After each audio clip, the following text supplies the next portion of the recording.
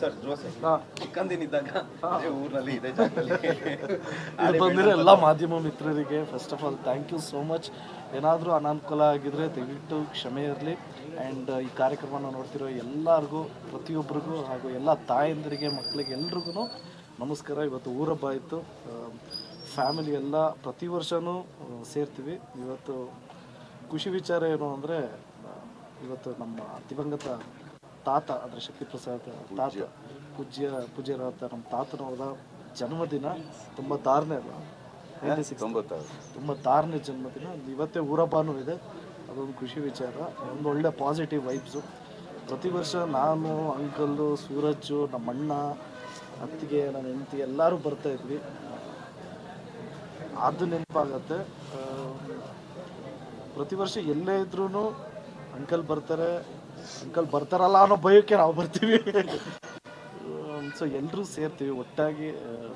ಜಾತ್ರೆ ನಡಿಬೇಕಾದ್ರೆ ಎಲ್ಲ ಕುಟುಂಬ ಎಲ್ಲ ಒಟ್ಟಾಗಿ ಇರ್ತೀವಿ. ಒಂದು ಖುಷಿ ವಿಚಾರ. ನಾನು ಅಂಕಲಿಂದ ಏನು ಕಲ್ತಿರೋದು ಅಂತ ಕೇಳಿದ್ರೆ, ಎರಡೇ ವಿಷಯ ಅವ್ರು ಹೇಳ್ಕೊಟ್ಟಿರೋದು.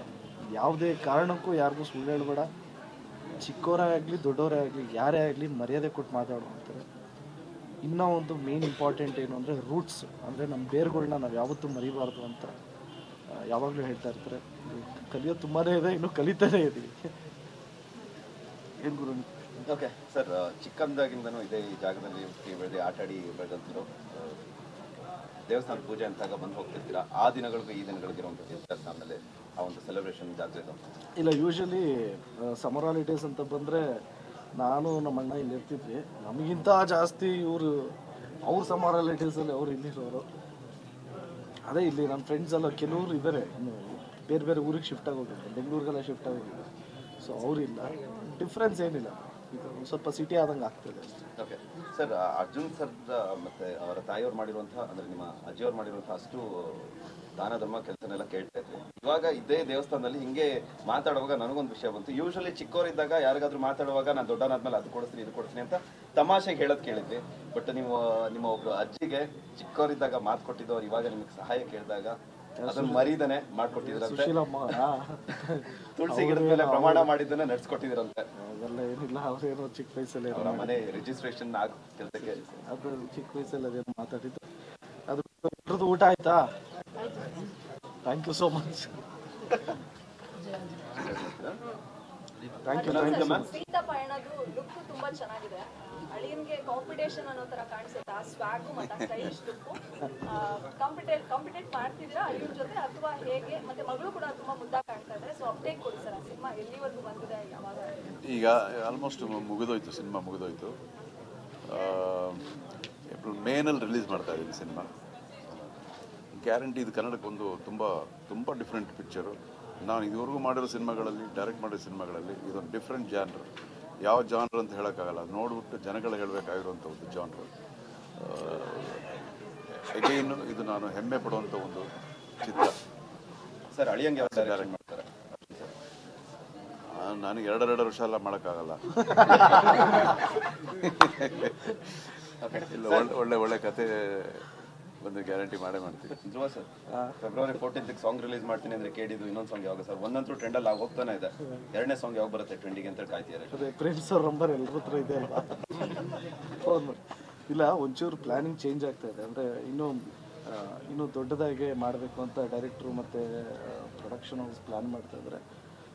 ಸೊ ಅತಿ ಶೀಘ್ರದಲ್ಲೇ ನನಗೆ ಅದು ತುಂಬ ದೊಡ್ಡ ವೈರಲ್ ಅಲ್ವಾ ಹಾಡೋದು ಈಗ? ಎಲ್ಲ ಟ್ರೆಂಡಿಂಗಲ್ಲಿದೆ ಶಿವಾಸ. ಓಕೆನಮ್ಮ, ಆಯ್ತಾ? ಥ್ಯಾಂಕ್ ಯು ಸೋ ಮಚ್ ಎಲ್ರಿಗೂ. Thank you so much.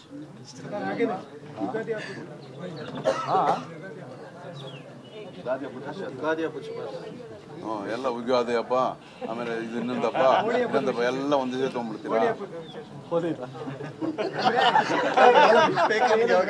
ಹಬ್ಬದ ವಿಶೇಷತೆ ನಾಯಿಗಳ ಮೇಲೆ ಬಣ್ಣ ಹಾಕೋದು, ಅಜ್ಜಿಯದ್ರ ಮೇಲೆ ಬಣ್ಣ ಹಾಕೋದು ಡಿಸ್ಟರ್ಬ್ ಮಾಡ್ತಾ ಇದ್ದಾರೆ ತುಂಬ ಇವತ್ತು. ಅದ್ರ ಪರವಾಗಿ ನಿಮ್ಮ ಅಭಿಮಾನಿಗಳಿಗೆ ಹೋಳಿ ಹಬ್ಬ ನಮ್ಮ ಅಭಿಮಾನಿಗಳೆಲ್ಲ ಆಗಲ್ಲ ಮಾಡೋದು. ನಾಯಿಗೆ ಬಣ್ಣ ಹಾಕೋದು ಅವೆಲ್ಲ ನಾಯಿಗೆ ಬಣ್ಣ ಹಾಕ್ಬೇಡ್ರಪ್ಪ ಅಂತ ಹೇಳ್ಬೇಕಾ? ಇಲ್ಲ, ಯಾರೇ ಆದ್ರೂ ನಾವೇನಾದ್ರೂ ಆಚರಿಸ್ತಾ ಇದ್ದೀವಿ ಅಂದರೆ ಪ್ರಾಣಿಗಳಿಗೆ ತೊಂದರೆ ಆಗದಿರಂಗೆ ದಯವಿಟ್ಟು ನೋಡ್ಕೊಂಡು ಮಾಡಿ. ಯಾಕೆಂದರೆ ದೀಪಾವಳಿನೇ ಆಗಿರ್ಬೋದು, ಹೋಲಿನೇ ಆಗಿರ್ಬೋದು, ಯಾವುದೇ ಹಬ್ಬ ಆಗಿರ್ಬೋದು ಯಾರಿಗೂ ತೊಂದರೆ ಆಗಬಾರ್ದು. ಯಾರಿಗೂ ತೊಂದರೆ ಆಗ್ದಂಗೆ ಆಚರಿಸೋದೇ ಹಬ್ಬ ಅನ್ನೋದು. ಎಲ್ಲರೂ ಖುಷಿಯಾಗಿರೋದು ಆವಾಗ. ಹಬ್ಬದಲ್ಲಿ ಎಲ್ಲರೂ ಖುಷಿಯಾಗಿರ್ಬೇಕು ಅಂದರೆ ಒಬ್ಬ ಮೂಗ ಪ್ರಾಣಿ ಆಗಲಿ ಯಾರಿಗೇ ಆಗಲಿ ನೋವು ಕೊಟ್ಟು ನಾವು ಖುಷಿ ಪಡೋದ್ರಲ್ಲಿ ಅದು ಖುಷಿನೇ ಇಲ್ಲ. ಸೊ ಎಲ್ಲರೂ ವಿದ್ಯಾವಂತರಿದ್ದೀರಾ, ಅಟ್ಲೀಸ್ಟ್ ಒಂದು ಜನರಲ್ ನಾಲೆಡ್ಜ್ ಅಂತ ಒಂದಂತೂ ಇರುತ್ತೆ. ಸೊ ಯಾರನ್ನೋ ಖುಷಿ ಪಡಿಸೋದಕ್ಕೆ, ಯಾರನ್ನೋ ಮೆಚ್ಚಿಸೋದಕ್ಕೆ ಮೂಗ ಪ್ರಾಣಿಗಳಿಗೆ ತೊಂದರೆ ಕೊಡೋದು ನಿಜವಾಗ್ಲೂ ಬೇಡ ಅಂತ ರಿಕ್ವೆಸ್ಟ್ ಮಾಡ್ತೀನಿ. And thank you so much ಎಲ್ರಿಗೂ.